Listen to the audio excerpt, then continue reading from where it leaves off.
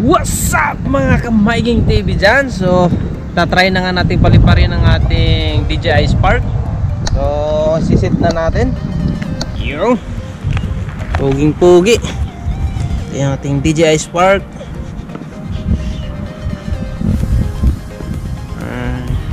Lagay natin yung battery.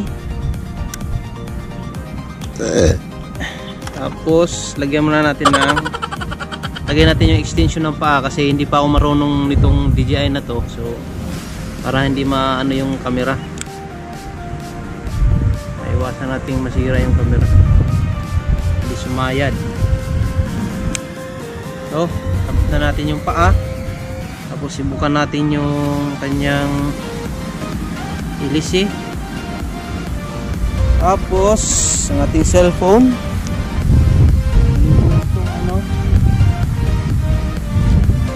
Open muna natin yung wifi.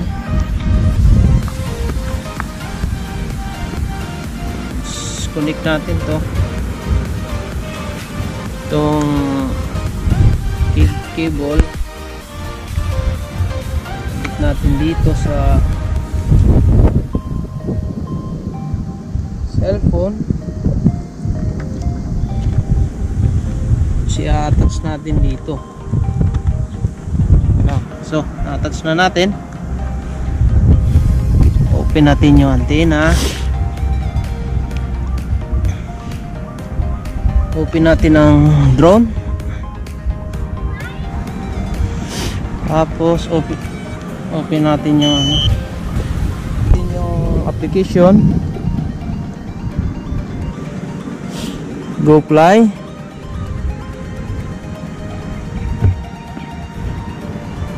Tapos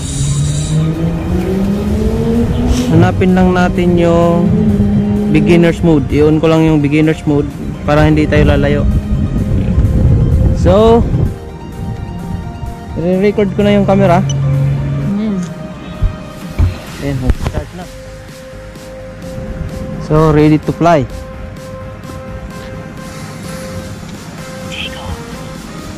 Take off.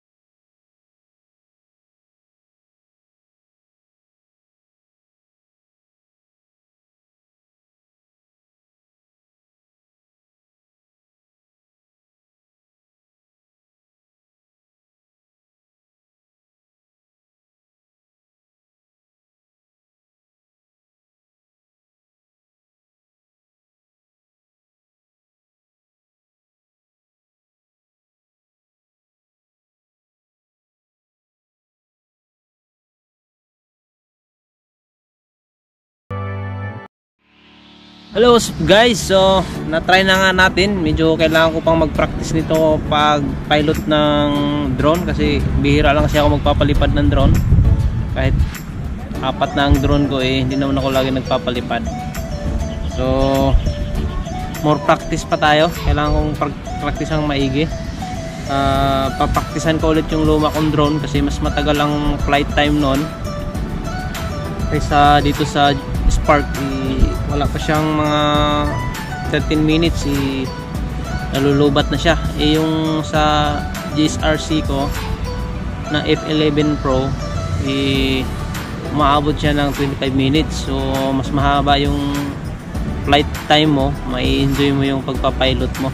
So marami kang magagawang gesture.